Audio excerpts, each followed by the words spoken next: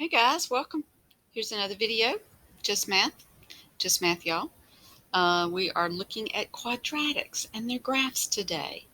All right, so let's just look here at our objectives and see where we're at.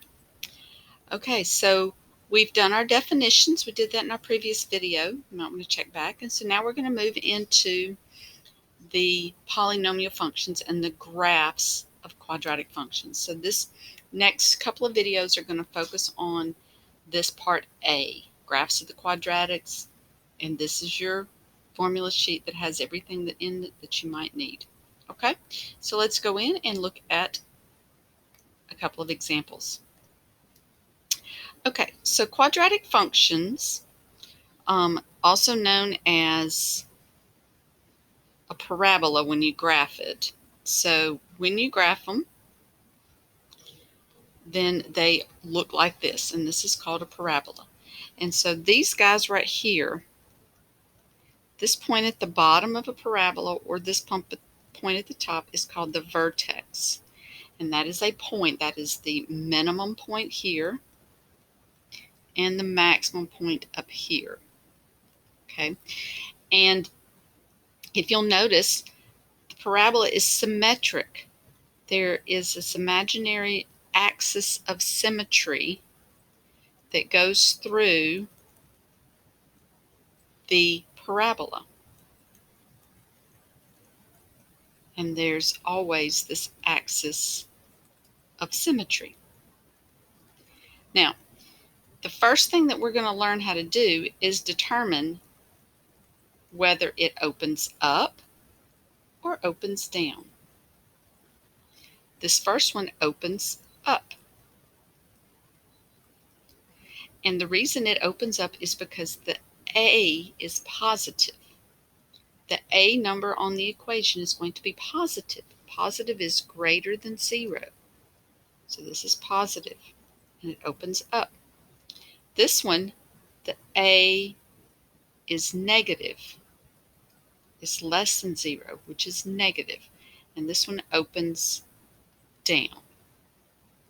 And so the very first thing we're going to be able to look at on our parabolas is whether it opens up or opens down.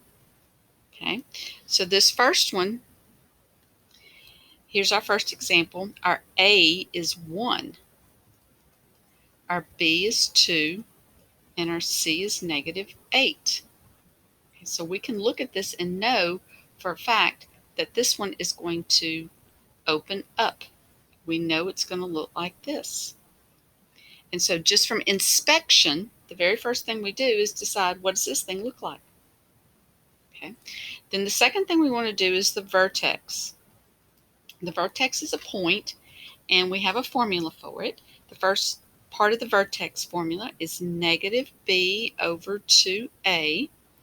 That's our x coordinate, because our vertex is a point. And so we do that first.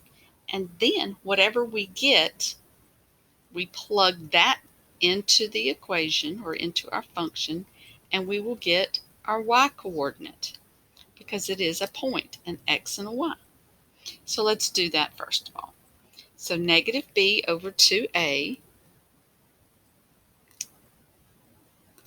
So negative 2 over 2 times 1 is going to give me negative 2 over 2, which is negative 1.